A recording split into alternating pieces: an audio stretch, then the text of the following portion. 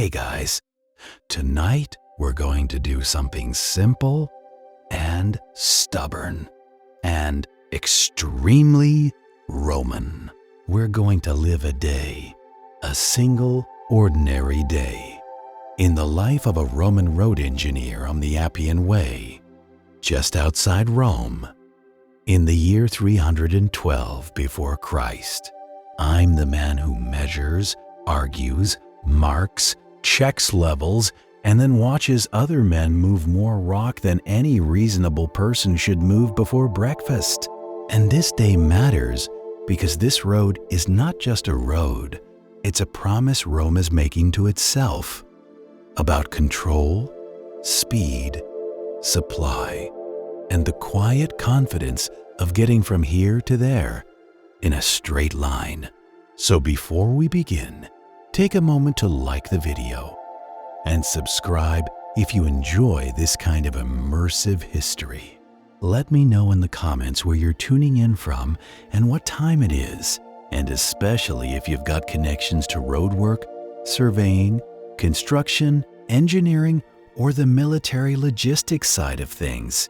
Those of you who worked in public works, rail, highway construction, the Corps of Engineers, or even just ran a crew with a schedule and a pile of materials, I'd love to hear how this compares to your experience. Now settle in, get comfortable, and let's step back in time together. Close your eyes if you want. You're about to live a day that someone actually lived more than 2,300 years ago. I wake up before the sun is properly committed to the idea. The first thing I feel is the straw under my shoulder blades, and the second thing I feel is yesterday's work in my lower back, as if some helpful spirit has carved a reminder into my bones. You are not 20 anymore, and stone does not care. The air is cool and damp. It smells like old smoke and wet wool and earth that's been turned too many times. Somewhere outside, a mule makes a long complaint. Slow, offended, like a senator being asked to pay for something. I lie still for a moment and listen to the camp wake up in pieces. A cough, a pot scraped, a quiet voice calling another man's name. I sit up slowly, because I have learned the hard way that quick movements in the morning are tactically inadvisable. I pull on my tunic. It's coarse. It scratches. It does the job. If you're expecting soft linen and comfort, you are in the wrong century. Then I cinch my belt and I check the pouch that holds my stylus, a small folding rule, and a few bits of cord. I don't carry glamour. I carry measurements. Rome runs on measurements. Grain measured, land measured, ranks measured, punishments measured, and now roads measured. My name is Marcus Livius Naso. Yes, it's a family name that sounds like a joke about a nose. No, I did not choose it. Spoiler, the nose remains attached to my face regardless. Outside, the camp is a study in quiet preparation. Nobody is singing. Nobody is motivated. This is not one of your modern training films where everyone looks clean and optimistic. Men shuffle. Men rub sleep from their eyes. Men stare at a fire like it owes them money. I step near the cook fire and accept a small cup of warm-watered wine. Thin, sour, practical. The Romans like to pretend we drink like philosophers. In the field, we drink like men who don't trust the water. Which, to be fair, is wise. Breakfast is bread that could double as a building material. Olives that taste like the sea got into an argument with a stone quarry. And a bit of cheese, if the supply wagon has been kind. luxury. Thy name is something salty. As I eat, I run the day through my head. My job is not to lift the biggest stone or swing the heaviest hammer. My job is to make sure the lifting and hammering adds up to a road that stays where we put it, drains when it rains, and doesn't turn into a mud trench every winter. To the men doing the digging, I'm the fellow with the stick who tells them they're wrong. To the men in charge, I'm the fellow with the stick who tells them the world is wrong. To myself, I'm a man who spends his life arguing with hills. I open my satchel and check my tools. The groma is the heart of it. Simple, clever, and annoyingly sensitive to wind.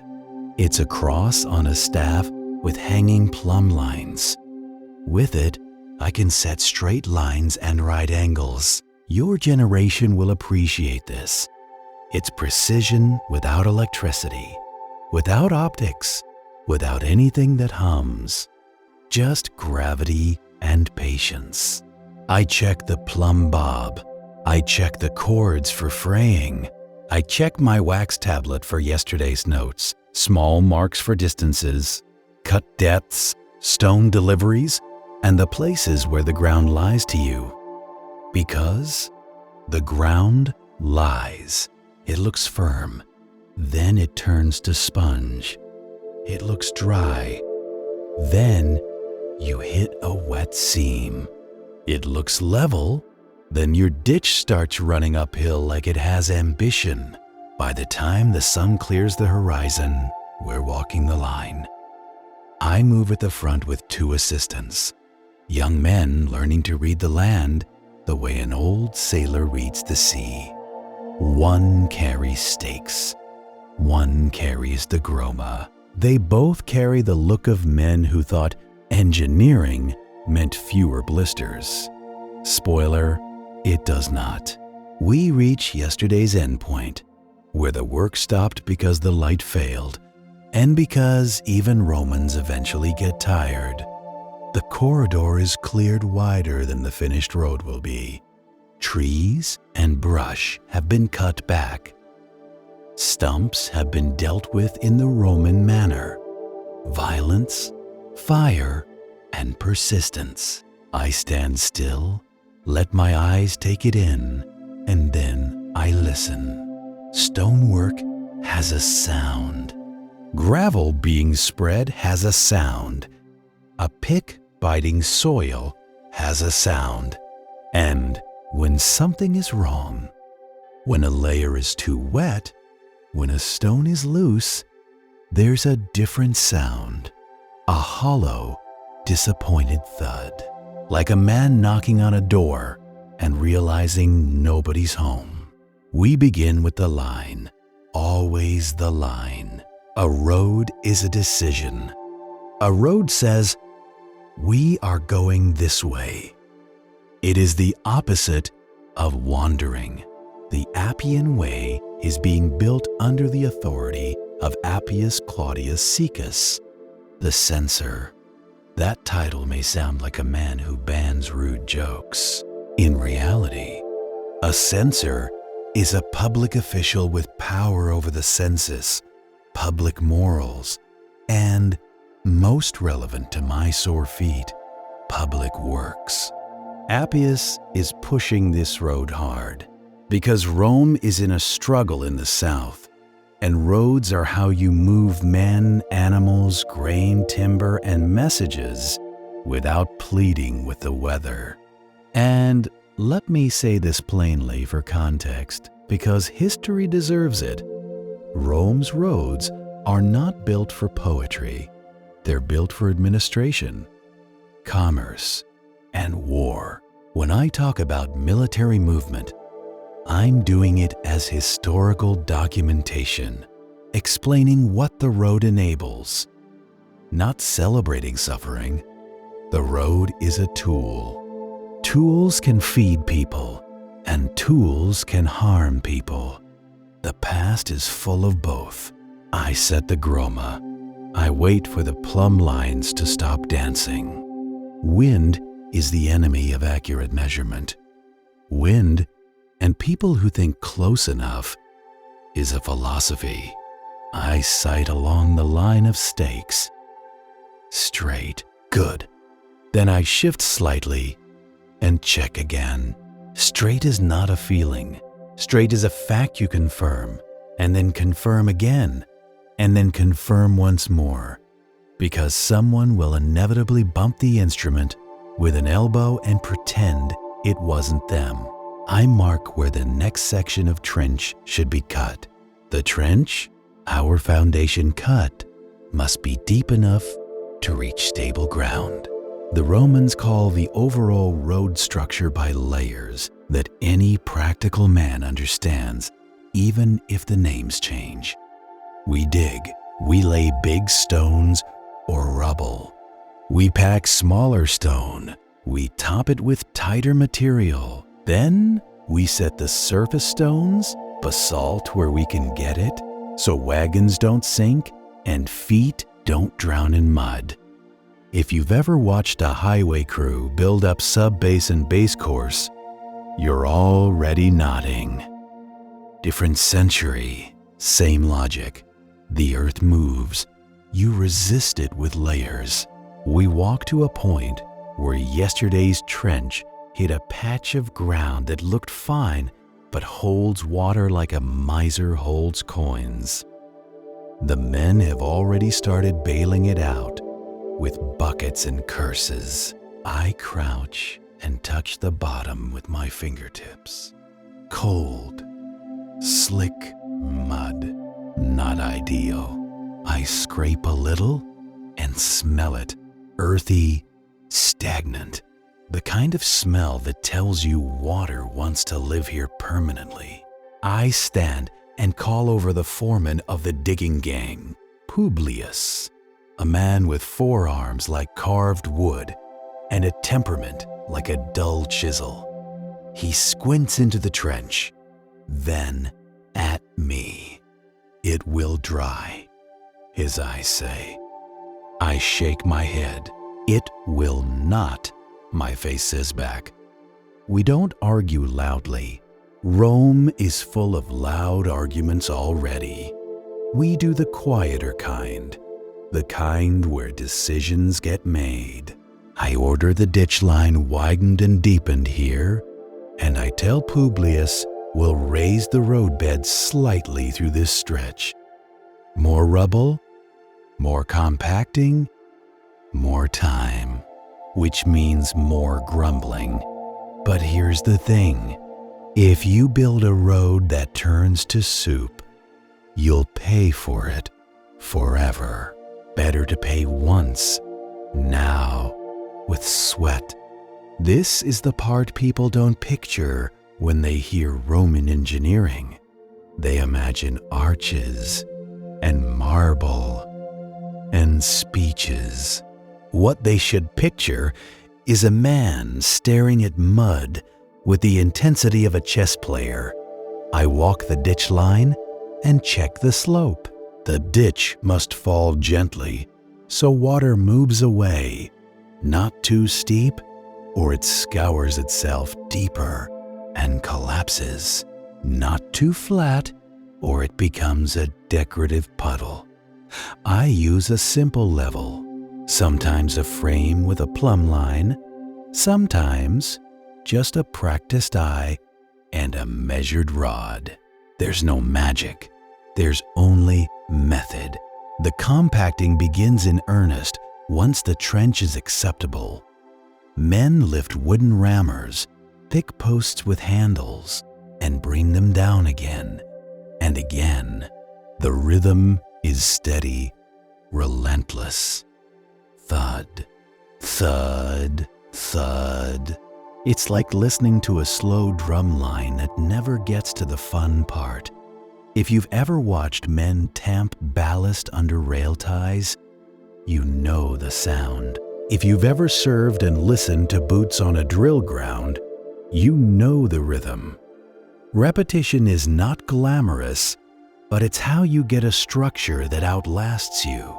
A cart brings rubble, broken stone, fragments, whatever we can use that won't rot. The oxen pull with that patient misery animals reserve for human projects. The driver clicks his tongue. The oxen ignore him because they have learned the truth. The cart moves when it moves. I check deliveries. Stone is politics. Whoever controls stone controls progress, and whoever controls progress controls praise. Appian wants praise because he wants this road to be remembered. Fair enough. If you're going to force men to move mountains, you might as well want your name on the result. Some of the basalt comes from quarries we can reach without too much trouble. Some comes from farther away, and then the road is being built partly so we can bring stone to build the road. That's not a mistake, that's Rome. I mark on my tablet what arrives, how many cartloads, what size, what quality. Then I note what goes missing. Because things go missing. Tools grow legs. Rations shrink. A man suddenly has a new cloak. Rome is an empire in training. It practices by stealing from itself. By mid-morning, the sun is higher and the day has warmed. You feel it on the back of your neck first, then on your forearms, then in the way sweat starts to collect under your belt. Men work with tunics darkening at the chest and back. Dust clings to damp skin. Every time someone lifts a rammer, dust puffs up. Every time someone drags a basket of gravel, dust rises. It's a fine powder that coats your teeth. I chew and I taste yesterday. Hygiene. Let's not ask too many questions. I walk along the section where the statument is going in. That's the bottom layer of larger stones, the foundation that spreads load and keeps the top from sinking into the earth. I watch for gaps. I watch for stones placed like a lazy man's argument, close enough to look right, wrong enough to fail. I step down into the trench carefully, testing footing. One wrong step, and you go down hard onto stone. Congratulations, you are now part of the foundation. It's a permanent assignment. I kneel and press my palm against a large stone. It doesn't move. Good. Then I tap around it with the end of my stylus. Solid sound. Good. I call to Publius and point at a gap. He sighs, because I have seen it.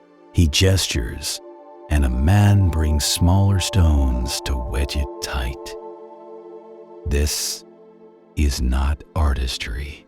This is the slow elimination of weakness. When men talk about Roman roads, they imagine a single layer of neat paving stones like a tiled floor. In reality, the real work is underneath. A road is mostly invisible labor. An overseer from the administrative side arrives. One of the men attached to Appius's office. He wears cleaner clothing than the rest of us, which is how you can tell he doesn't do anything useful with his hands. He asks for an update. I give it. I keep my voice even. I do not mention the mud problem in a way that sounds like an excuse. I present it as a fact, and I present the solution as a decision already made. This is important. If you sound uncertain, someone with soft hands will try to help, and you will spend the next week defending physics to a man who thinks slope is a rumor. He nods, satisfied because the words Drainage and raised bed sound official enough to make him feel involved. Then he rides off, and the work continues exactly as before. This is how big projects survive, not through inspiration, but through a steady refusal to be distracted. Now, a word about who we are, because road crew is too modern and army is not quite right. Some men here are free laborers paid by the day. Some are contracted teams brought by local patrons. Some are men compelled by obligation, public duty, civic requirement, the kind of pressure that doesn't leave a bruise but still moves you. And yes, there are also enslaved laborers, because Rome is Rome, and it runs on a hierarchy that we rarely question in this year. I'm telling you that plainly for educational context, not to excuse it. It's part of the system. It shapes who suffers and who benefits. And if we're documenting the past honestly, we don't pretend everyone is here because they love infrastructure. As the morning progresses, I shift to the section where we begin laying the next layer above the foundation. Smaller stones and gravel, packed and shaped so the surface will crown slightly. That crown matters. If the road is flat, water sits. If water sits, it finds weakness. If it finds weakness, it wins. Water is patient, silent, deadly. It doesn't need a sword. I kneel again because my knees apparently enjoy pain, and I watch as men spread gravel and tamp it. I watch the way it settles under pressure. I watch for spots that pump moisture upward. I watch for the subtle shine that says, this isn't dry. This is the boredom. This is the beauty. This is the real work. There's a moment, late in the morning, when the work site settles into a steady hum, the shouting becomes less frequent. Men stop arguing with their tools and start cooperating with them.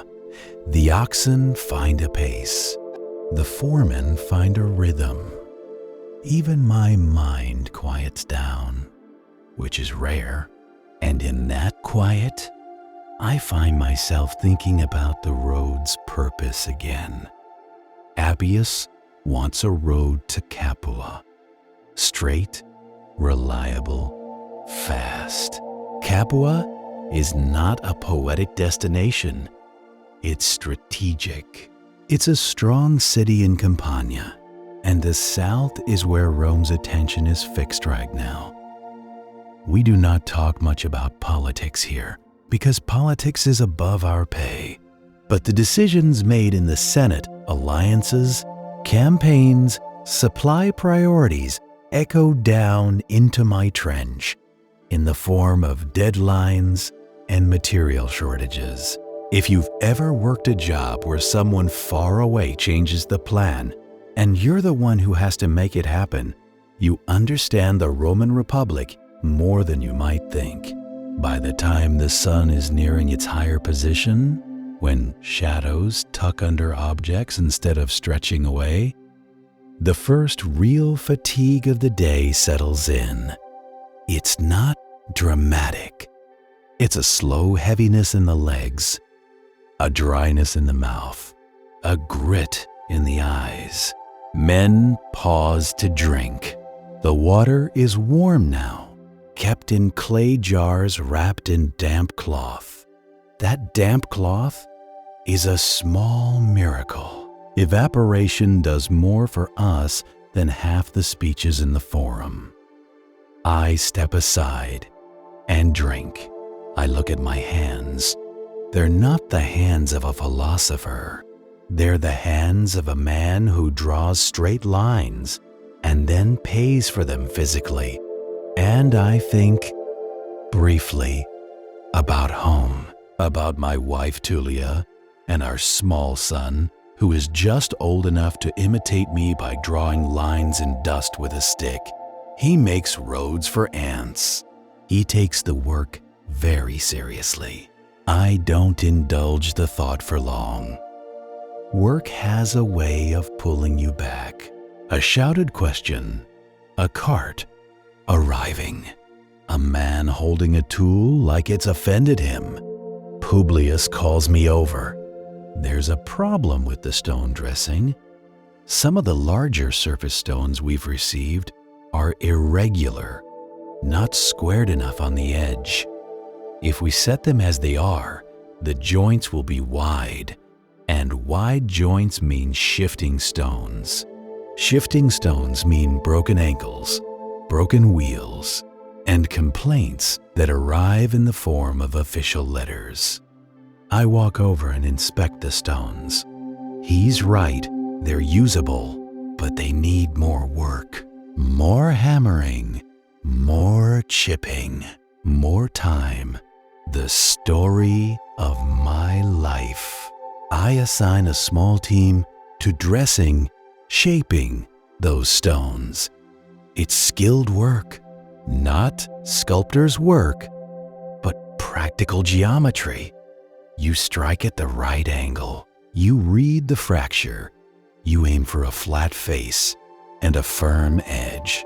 And you accept that every stone has its own personality. And most of those personalities are stubborn. Watching stone dressing is like watching a good machinist work.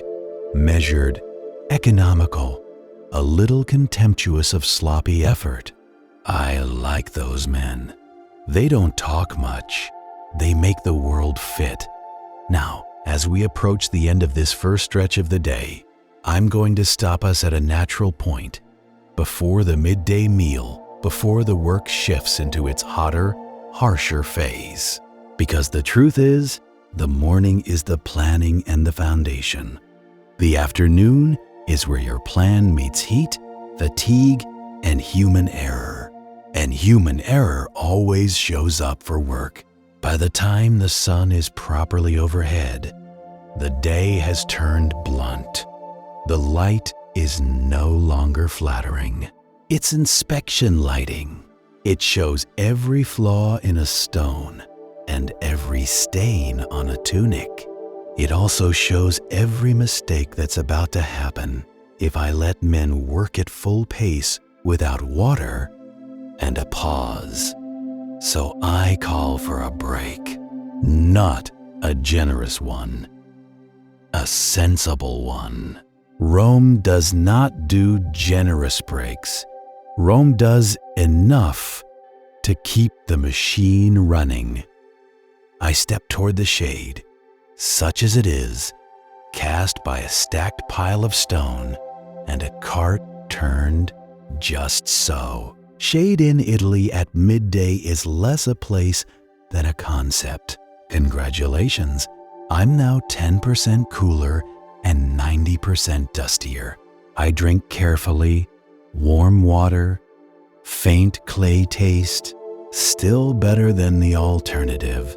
Men gather around the jars and the food baskets. There's a low murmur. Complaints, jokes, the occasional remark about whose cousin is supposedly going to get a better assignment when Appius's office comes around again. That's how men survive work like this. They pretend the future contains fairness. I sit on a flat stone that will someday be under someone's wheel, and I unwrap my midday meal. It's bread again. It's always bread. There are olives again. There are always olives. There's a bit of salted fish today, which means someone, somewhere, is either generous or trying to clear inventory. Luxury. Thy name is fish that tastes like it has seen things. As I chew, I listen. Not for gossip, for problems. There's a certain sound men make when the job is going well. It's quiet, efficient. When the job is going badly, you hear it in the tone. Louder, sharper, small bursts of anger that burn hot and then disappear because there's nowhere to put them. I hear a pair of men arguing about tool use. One wants the iron pick, the other claims he had it first. This is a timeless dispute. If your father ever worked on a crew, you've heard the same argument with different words. In my day, it ends with a foreman handing you the worst tool and telling you to be grateful. Publius resolves it exactly that way. It's effective. It's also cruel in a minor, efficient manner. Rome's favorite flavor.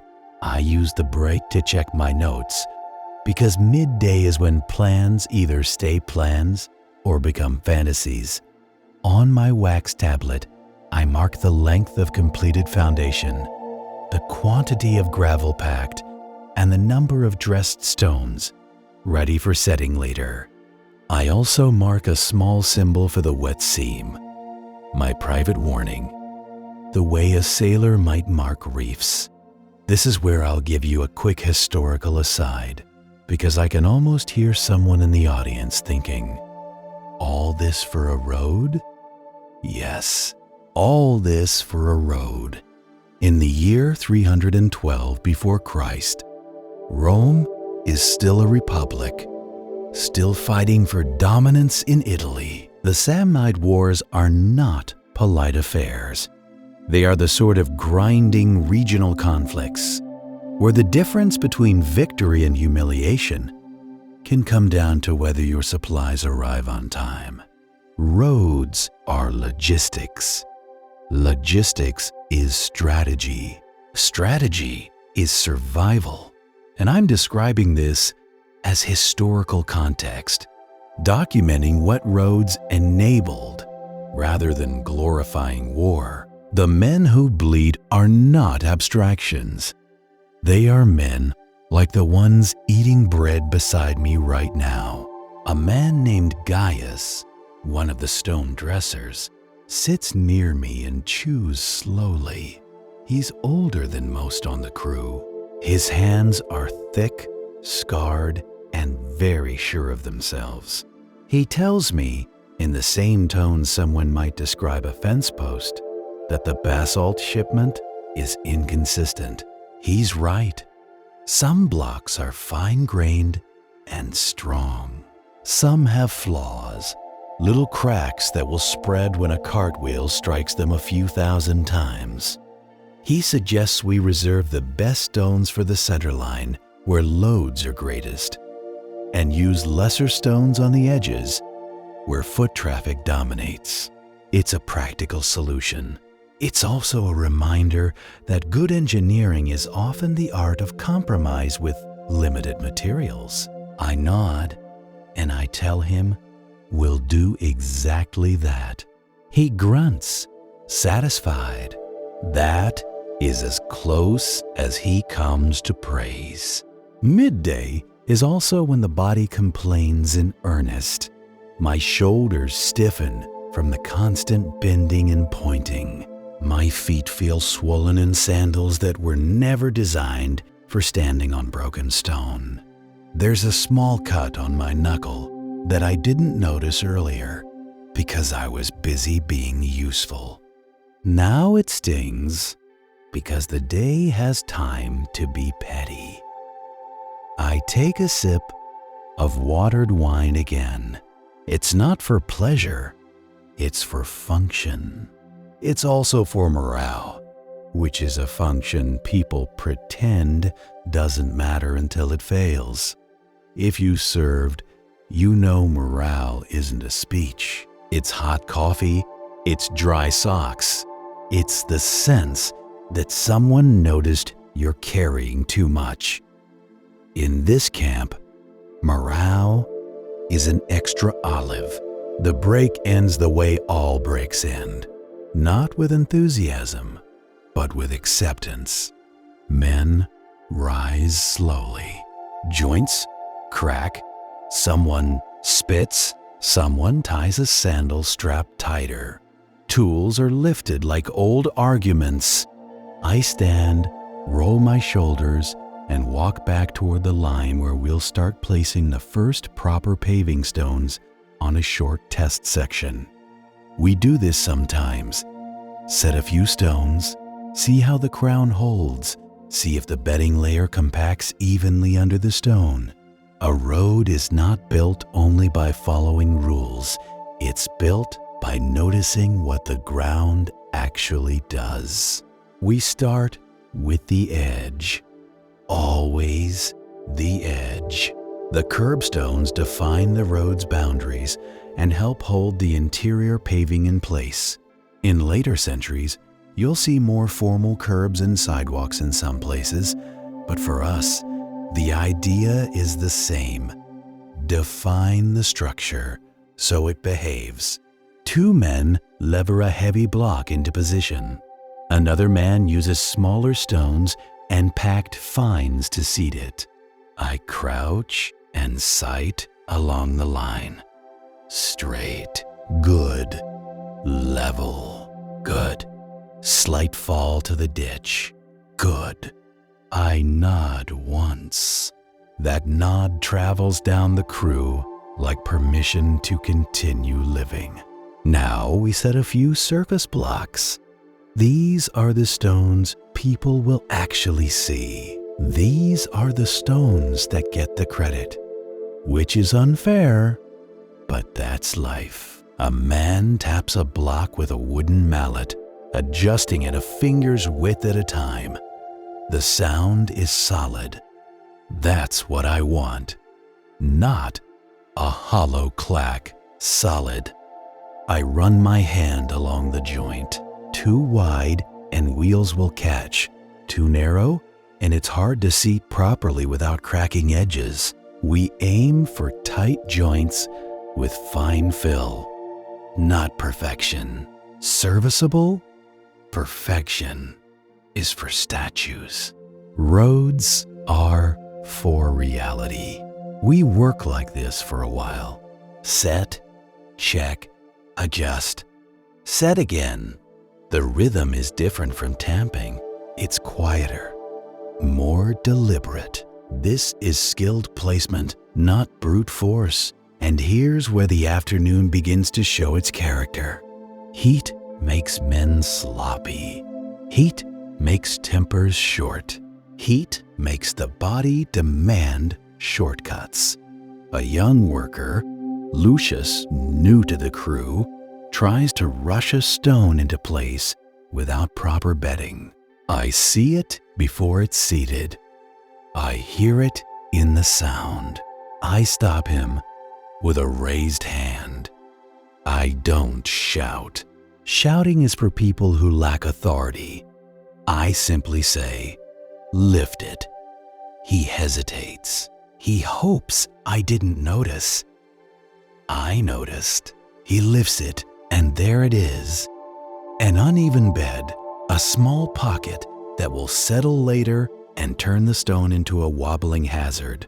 A wagon wheel hits that at speed and, well, nobody enjoys the result. I point. Do it again.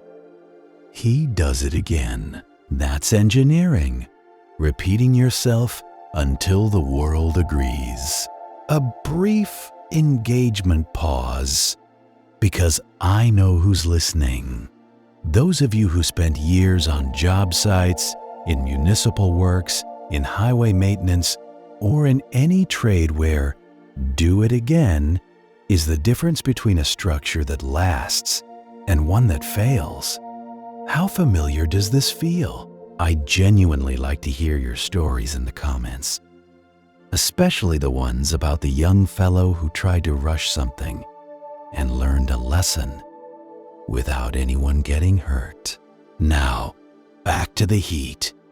We keep laying the test section. I step back and look at it. The stone sits slightly crowned. The edges hold. The ditch line is ready to take runoff.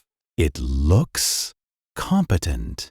I feel a small satisfaction, not joy. Engineers don't do joy at work. It attracts disaster. I feel the quieter thing, the sense that the plan is holding. For now, spoiler, for now is doing a lot of work in that sentence. Then a messenger arrives, not an epic messenger. No trumpet, just a man on a tired horse with a leather pouch and the look of someone who has been riding since dawn. He dismounts, hands the pouch to one of Appius's clerks. Yes, the clean cloak man has returned, and waits while the message is read. I don't need to hear the exact words to feel what it means. The clerk's face tightens. He looks at the road.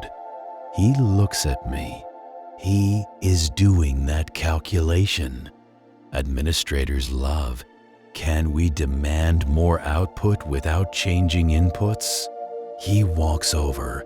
He says Appius wants progress reported in more flattering terms. He says supplies may be diverted if we lag. I look at him and I keep my face neutral. I say we are progressing as fast as the ground permits and as fast as good work allows. He blinks as if I have spoken a foreign language. Good work is not in his ledger. But here's the thing. A road built too fast becomes a road rebuilt forever. I repeat my point calmly, like a man explaining weather to someone who lives indoors. He leaves again. The work continues again. That little moment, an administrator wanting prettier numbers, is also timeless. If you worked under a system where reporting mattered more than reality, you're smiling right now. Not because it's funny, because it's familiar. We move from paving back to the deeper work. I check the wet seam section again. The ditch is deeper now, the bed raised, the fill more compact. It looks better. The water has somewhere to go. Still, I kneel and press my palm to the gravel. A bit damp, but not pumping. Good enough. Not perfect, but acceptable. Acceptable is the foundation of civilization. As the afternoon advances, shadows begin to lengthen again. Slowly at first, then noticeably. The heat remains, but it loses its sharpness. Men keep working, because this is when you can squeeze out progress before the day gives up. My voice is used up from small instructions and corrections. My legs feel heavy. My head has that tight band feeling. You'd call it dehydration. I call it the gods reminding me to drink. I signal for one more cart of rubble to be spread on the raised section. I want it done before evening, while the crew still has enough strength to tamp properly. The cart arrives, oxen blinking, driver half asleep on his feet. The rubble spills out with a grinding sound like teeth. Men spread it. Men tamp it. Thud, thud, thud. The road grows by inches. And then, because every day must include a small lesson, we have an incident. Nothing dramatic, no heroics, no tragedy.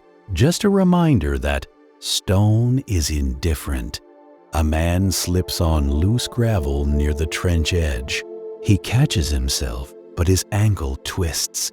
He sits hard, swearing in a tone that suggests he has been saving those words for a special occasion. We gather around. Publius assesses. I look at the ankle. It's swelling. Not broken, I think, but strained. He'll limp for days. He'll work anyway because missing work is a luxury most men here do not possess. I tell him to sit in shade and drink. I tell someone to bring him a cloth soaked in cool water. It's not much, but it's what we have. And for the audience, this is historical labor. Injuries are common. Care is minimal. I'm not describing it for shock or entertainment, only to document what this kind of work did to bodies, day after day. The incident slows the crew for a short time. Then, inevitably, work resumes. Men step more carefully. For about 10 minutes, then fatigue forgets the lesson and we continue as before, because Rome's schedule does not adjust itself for swollen ankles. By the time the sun is lowering, when the light turns warmer and everything looks briefly kinder than it deserves, I call the day's official work to a close. We'll tidy, secure tools, cover what needs covering, and mark where we start tomorrow. The men are relieved, but not in a celebratory way. More in the way a man is relieved when a loud machine finally stops. I take my groma and my cords and I walk the end point again, checking stakes, ensuring tomorrow's line is still honest. The last thing I want is to start the day with an argument against yesterday's drift. I make a final note on my wax tablet. Progress, materials, the injury, the wet seam section improved. I also note the clerk's visit, because I have learned that administrators forget conversations, but remember written records when it suits them.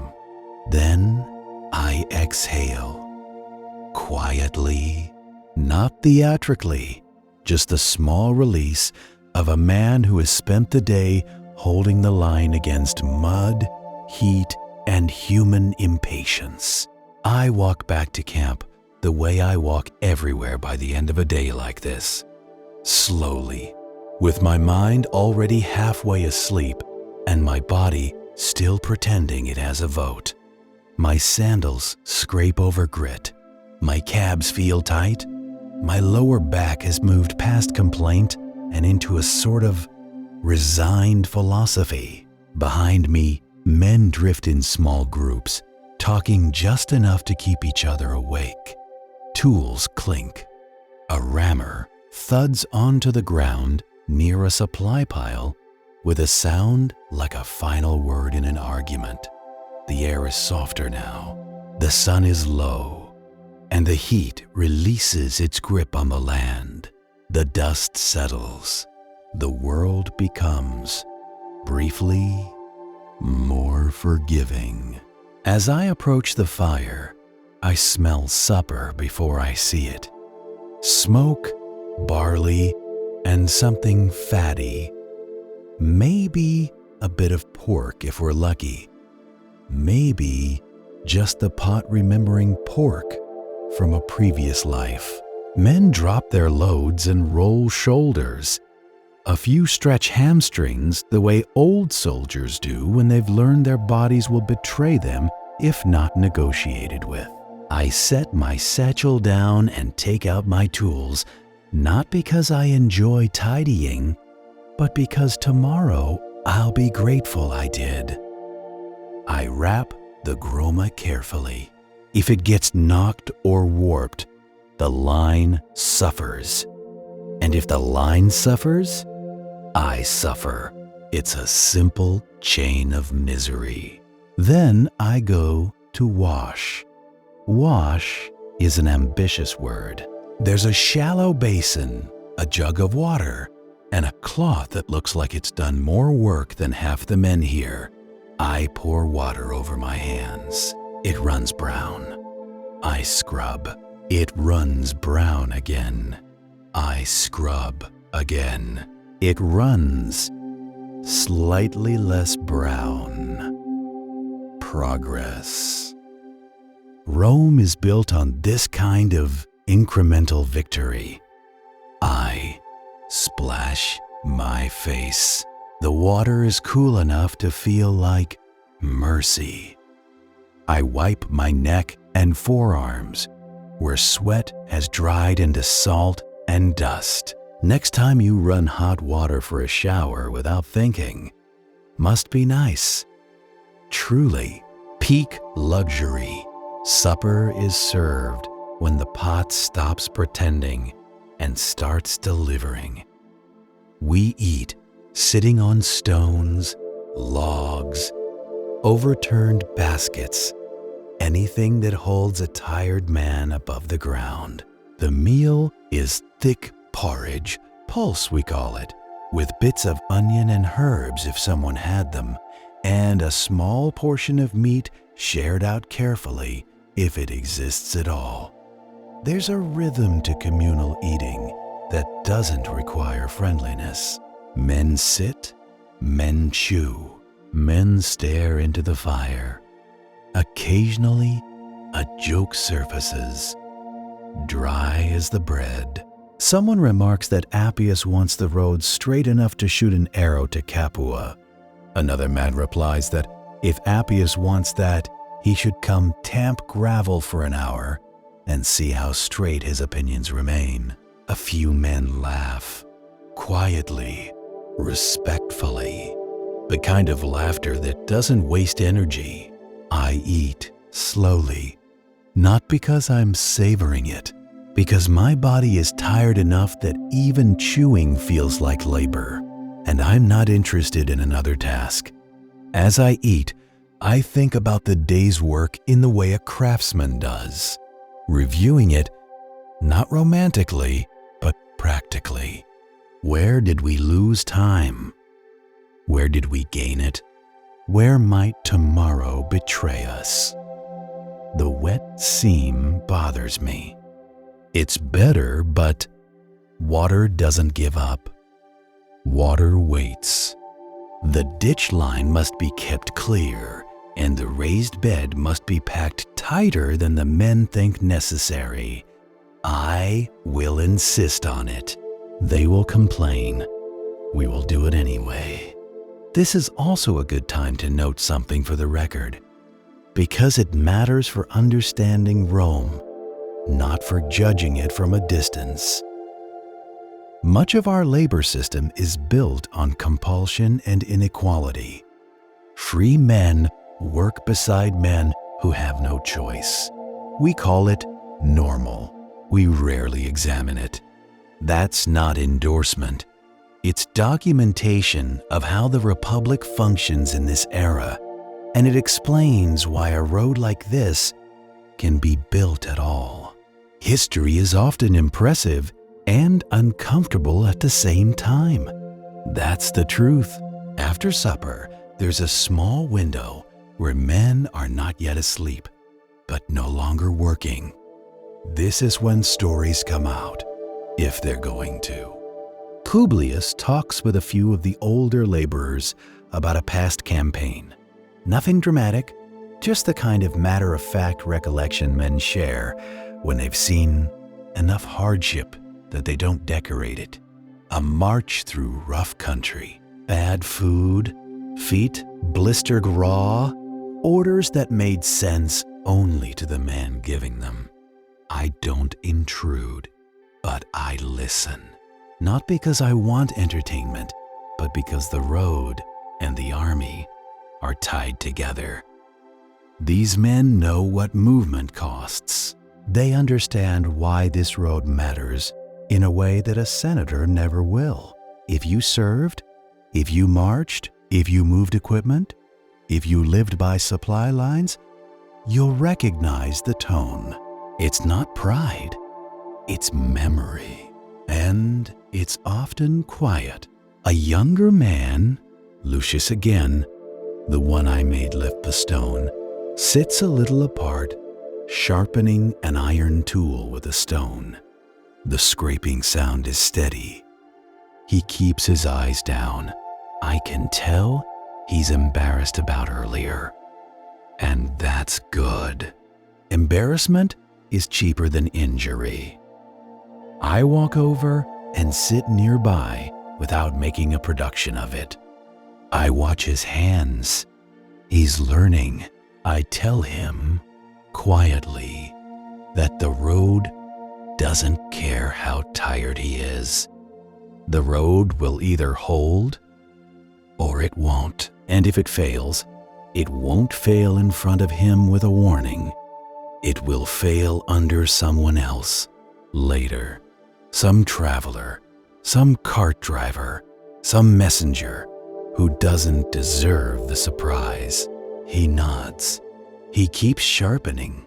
He doesn't speak much. He doesn't need to.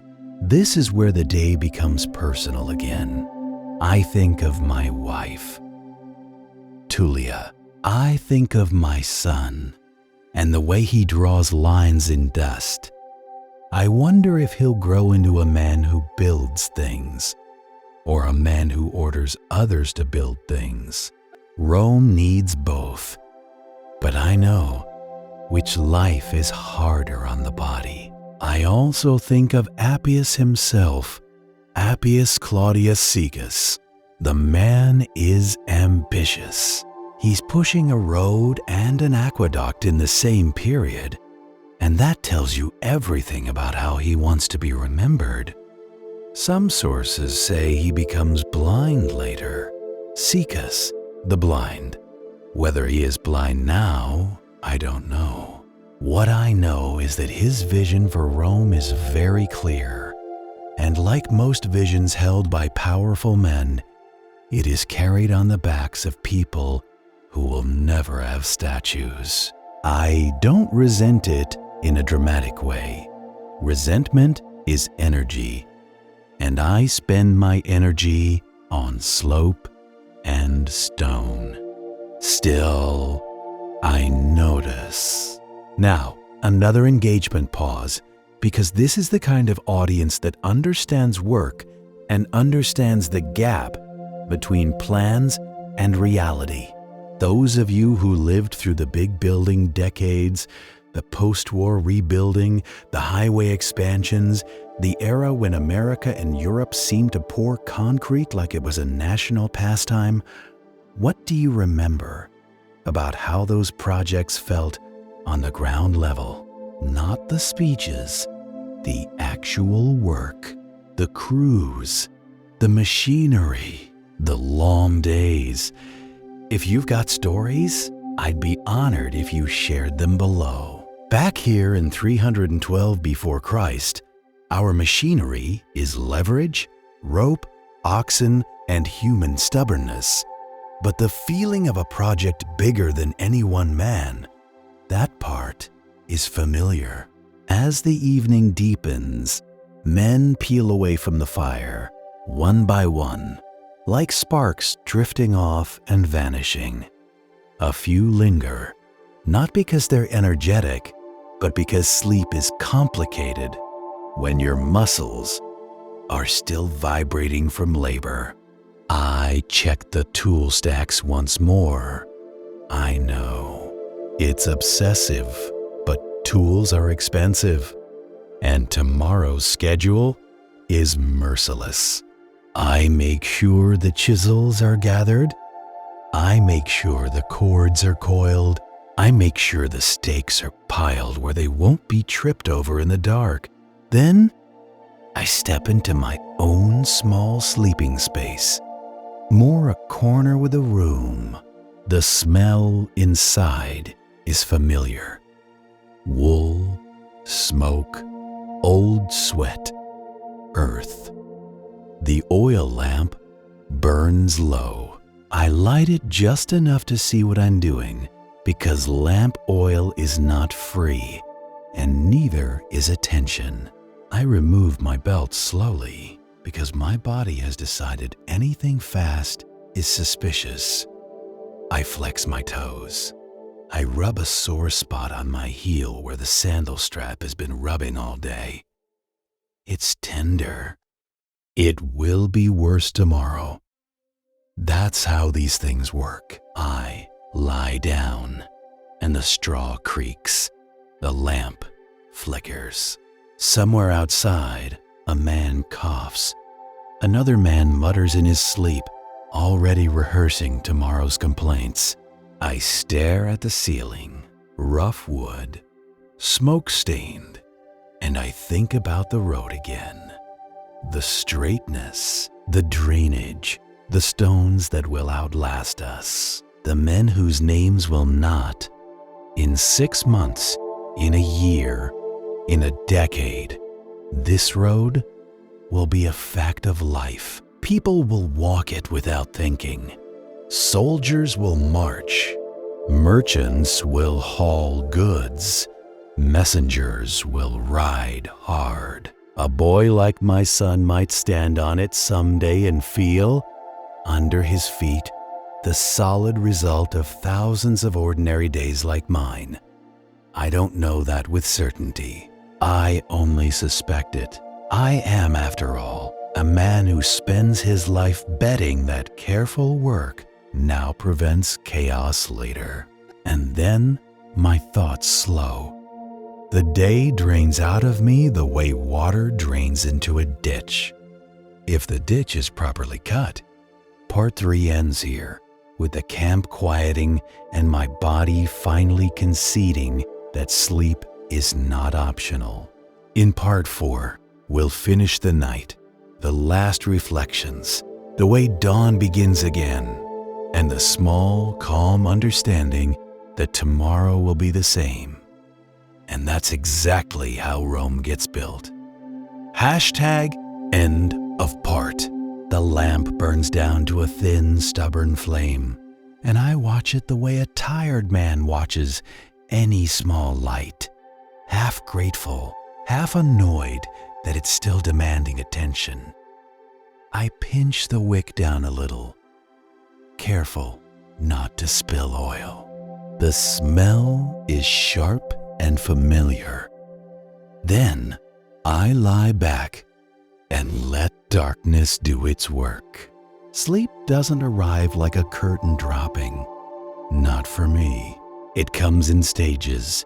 First, my body relaxes, shoulders slack, jaw unclenches, fingers stop curling as if they're still holding a measuring rod.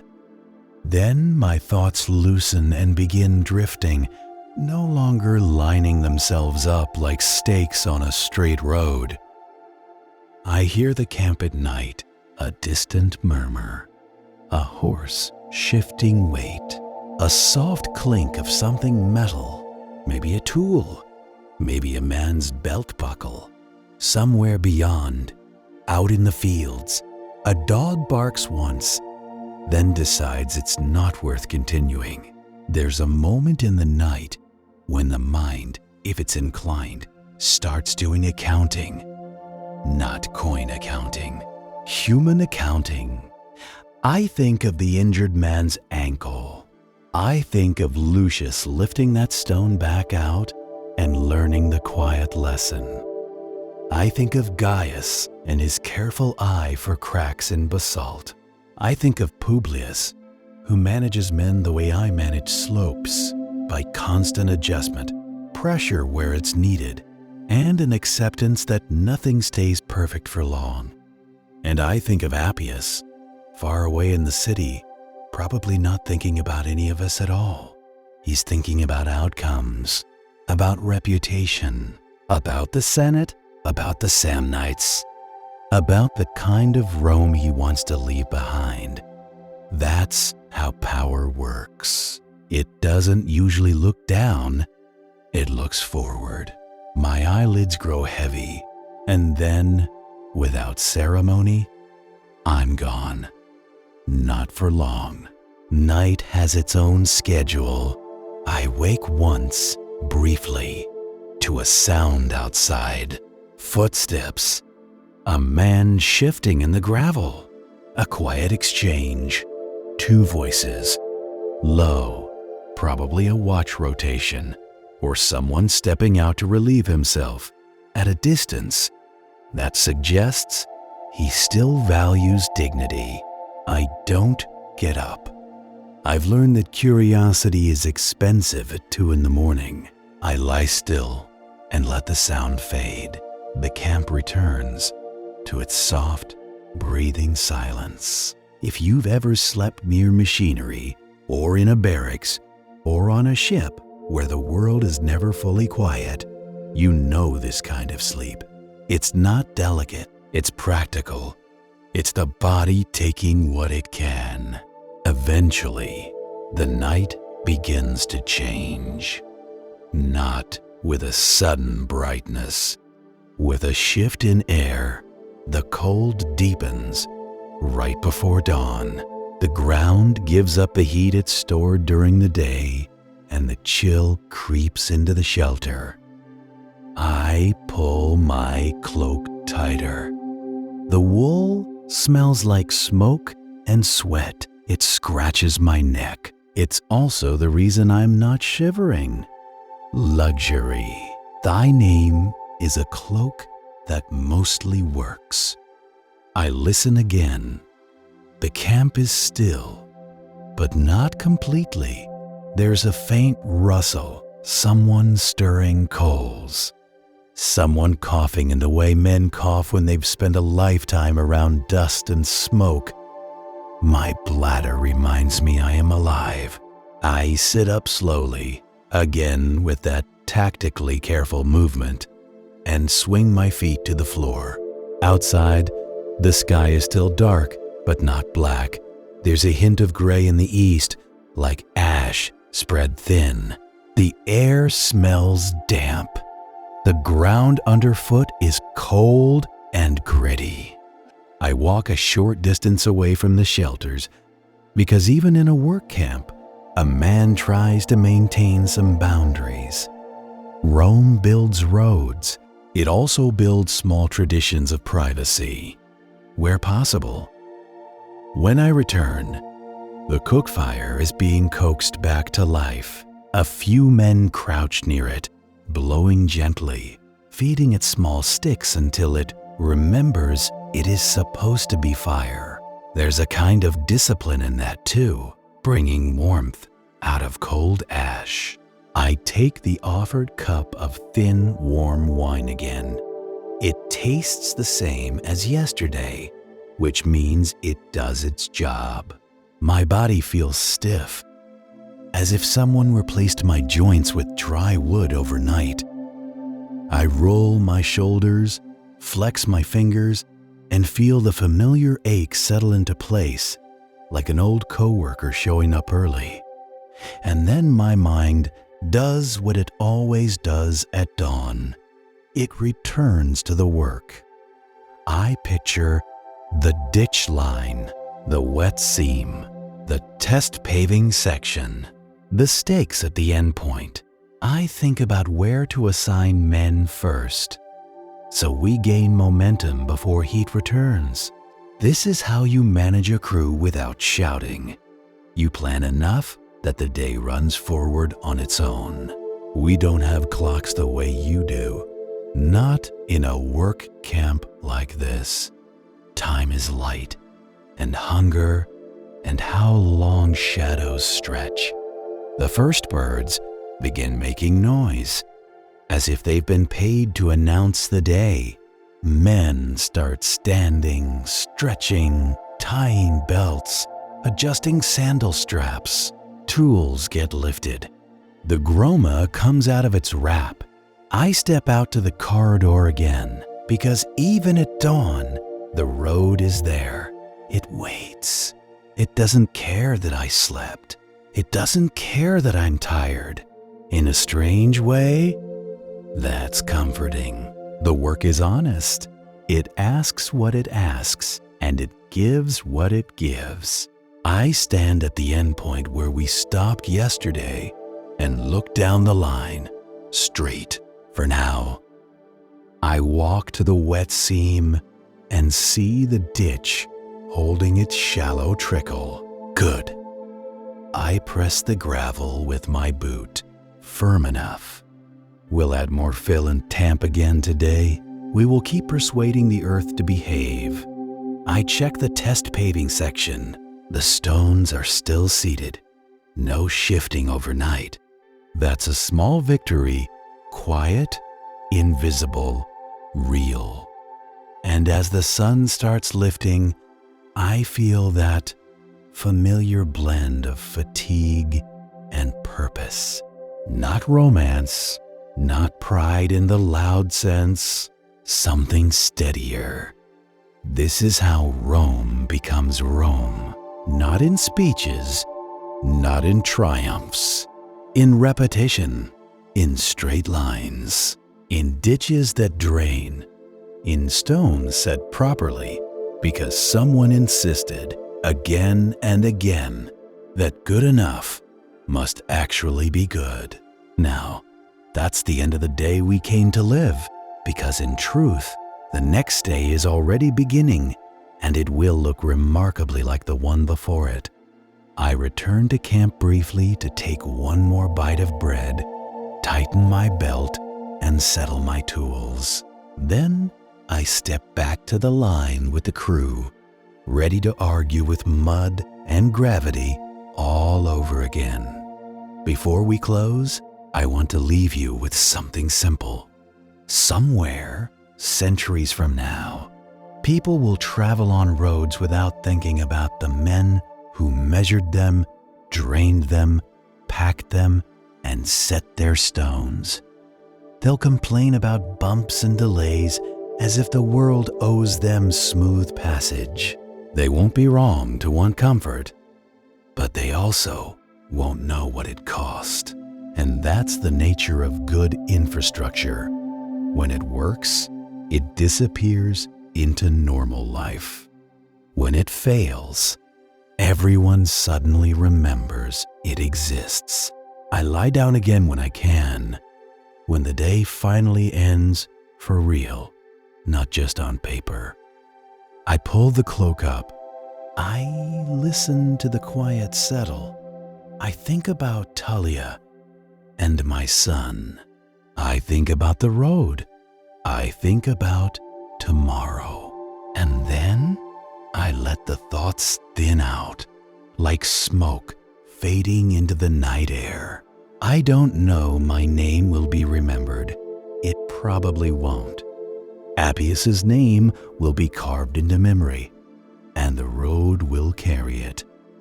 Men like me will be the anonymous hands beneath the stones, but the stones will hold. If we do our work right, they will hold long after my son is old, long after my bones are dust, long after the arguments and the orders and the aching feet have been forgotten. And that, in its own quiet way, is enough.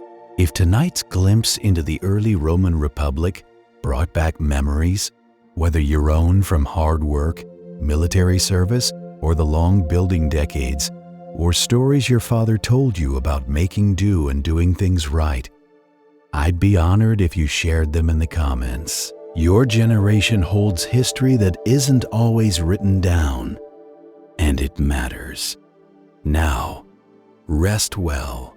The day ends, but the work quiet, patient, relentless goes on.